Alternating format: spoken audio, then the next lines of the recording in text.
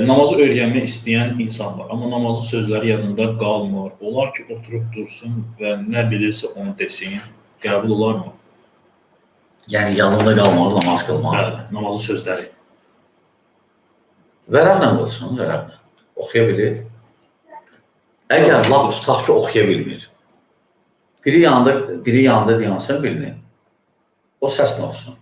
Heç namaz qoy, lab əsrdir, zöhrə olsa səssiz namaz, qoy səslə oxusun yavaş-yavaş, o da təkrarlasın.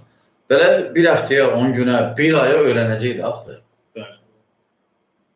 Lab əgər yanında heç kəs yoxdur, təkdir, yaxşı, indi sual gələcək birdən təkdir, neynəsin? Elə də qılsın. Amma geçsin, namaz qılanların yanına, bir müddət görüşsün onlarla namaz qılsın, öyrəşəcək. İndi internetdə videolar da var, baxın. Əlhamdülillah, Videolar rahatdır. Əlhamdülillah, rahatdır. Yəni, bəhanə azalıb. Ged-gedə bəhanə azalır.